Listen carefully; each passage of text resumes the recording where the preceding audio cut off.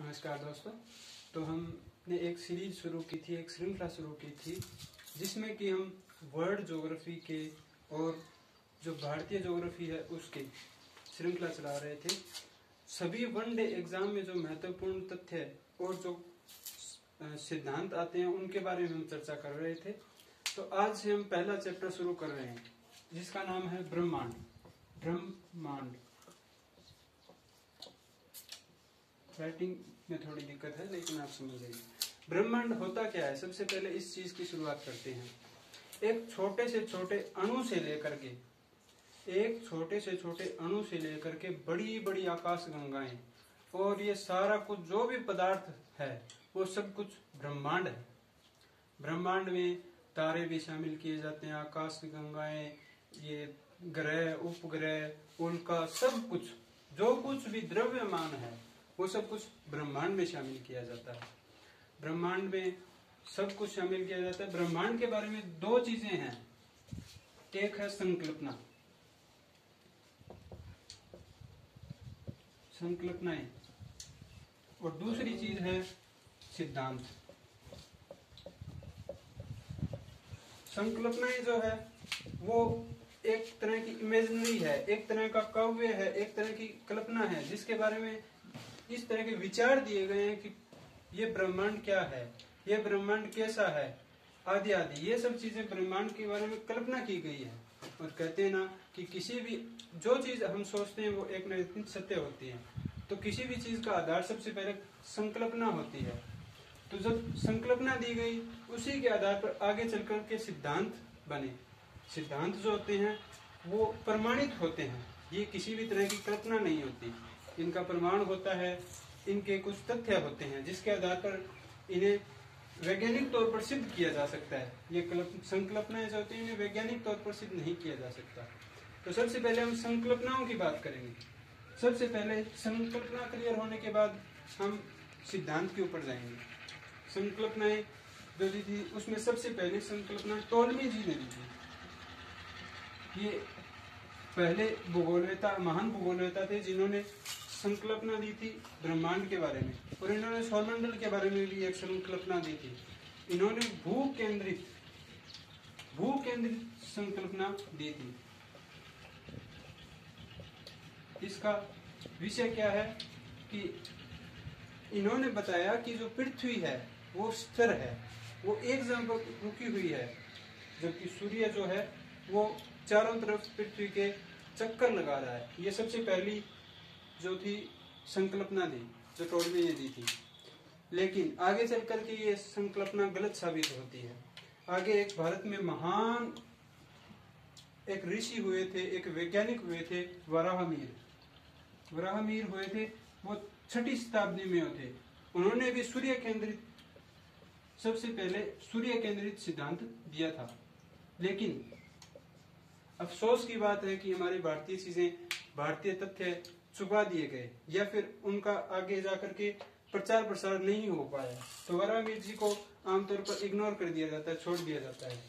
आगे चल करके तीसरी संकल्पना जो आई वो दी, तीसरी संकल्पना जो दी वो एक महान वैज्ञानिक थे, कोपरनिकस ने एक संकल्पना दी। और उन्होंने बताया कि ये जो पृथ्वी है ये घूम रही है सूर्य के चारों ओर, न कि सूर्य पृथ्वी के चारों ओर घूम रहा है। इन्होंने इसके सिद्धांत को सूर्य केंद्रित सिद्धांत दिया गया। साथ ही इन्होंने एक और जरूरी चीज जो एंड कर दी वो ये थी कि इन्होंने पृथ्वी सूर्य के चारों ओर घूमती, इस कारण ऋतु परिवर्तन और सूर्य के चारों ओर घूमने के कारण दिन और रात होते हैं, ये चीजें बताई। यानी कि इन्होंने पृथ्वी की परिक्रमण गति और घूर्णन गति दोनों के बारे में बताया। परिक्रमण और घूर्णन पृथ्वी अपने अक्षांश के ऊपर करती है, निश्चित एक्सिस होता है उसका, उस एक्सिस के ऊपर घूर्णन करती है। परिक्रमण सूर्य के चारों ओर लगाती है चक्कर, उसको परिक्रमण बोलते हैं। घूर्णन 24 घंटा लगभग 24 घंटा में, और परिक्रमण 365 दिन में लगभग, उससे ज्यादा कुछ होता है वो आगे चल करके हम बात करेंगे। अब आते हैं सिद्धांत के ऊपर। सबसे पहला हम सिद्धांत जो चर्चा करेंगे वो है साम्यावस्था सिद्धांत। साम्यावस्था सिद्धांत ये थॉमस बोल्ड और एक और उनके साथी थे हर्बन बॉन्डी। थॉमस बोल्ड और हर्बन बॉन्डी इन्होंने ये सिद्धांत दिया था। इसमें उन्होंने बताया था कि सारा ब्रह्मांड, सारे पदार्थ जो है वो शीतल अवस्था में है, वो जैसे थे वैसे हैं और आगे भी वैसे ही रहेंगे, यानी कि सब कुछ स्टेबल है, कुछ भी नहीं गति कर रहा। लेकिन इनकी ये संकल्पना, ये इनका सिद्धांत, संकल्पना अलग चीज और सिद्धांत अलग होता है। इनका ये सिद्धांत आगे चल करके गलत साबित तब हो गया जब एक और थ्योरी आई जिसे दोलन सिद्धांत कहते हैं। और उससे पहले एक बहुत ही महान थे एडविन हम्बल। एडविन हम्बल ने एक सिद्धांत दिया जिसमें उन्होंने बताया कि ये ब्रह्मांड है, ये इसका विस्तार हो रहा है। इस तरह की ब्रह्मांड के विस्तार की कहानी सामने आती है, ये साम्यावस्था सिद्धांत पूरी तरह से फेल हो गया। और उसके बाद एक नया सिद्धांत आया जिसे कहते हैं दोलन सिद्धांत। दोलन सिद्धांत जो है वो एलन संडेजा ने दिया। एलन संडेजा ने दोलन सिद्धांत दिया। उन्होंने बताया कि पृथ्वी एक निश्चित, और ये ब्रह्मांड भी, ये पूरा ब्रह्मांड जो है एक निश्चित दिशा में दोलन की तरह गति कर रहा है। माने कभी ये एक समय आने पर ये बहुत बड़ा फैल जाता है, फिर ये थोड़ा छोटा होता है, फिर ये बहुत छोटे बिंदु में केंद्रित हो जाता है, फिर इसका विस्फोट होता है, फिर फैलता है, फिर बड़ा होता है, फिर ये छोटा होता है, फिर इसका केंद्रीकरण हो जाता है। ये दोलन सिद्धांत दिया।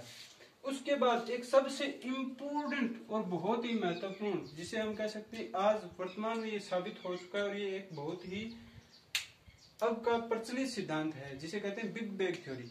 बिग बैंग थ्योरी जो है ये एक बहुत ही अच्छा सिद्धांत था। इन्होंने बताया कि जो ब्रह्मांड है ये लगातार फैल रहा है। ये जो सिद्धांत दिया था ये जॉर्ज लेमेंटियर जी ने दिया था। जॉर्ज लेमेंटियर ने ये बिग बैंग थ्योरी दी। उसमें उन्होंने बताया कि आकाश गंगाएं और सब कुछ जो भी है वो लगातार फैल रही है, गति कर रही है, एक दूसरे से दूर जा रहे हैं। ये सिद्धांत आज भी प्रचलित है, ये सबसे मान्य सिद्धांत है और इसकी वैज्ञानिक पुष्टि भी हो चुकी है। तो इस तरह आज हमने संकल्पनाएं और सिद्धांत ब्रह्मांड के टॉपिक में क्लियर किए। आगे चल करके हम इसी श्रृंखला में आगे सौरमंडल की बात करेंगे, उसके बाद ग्रहों की, उसके बाद उपग्रह, उसके बाद पृथ्वी, इन सब चीजों की हम चर्चा करेंगे। तो बने रहिए हमारे साथ। धन्यवाद। कृपया लाइक जरूर करें वीडियो को। धन्यवाद। Thank you so much.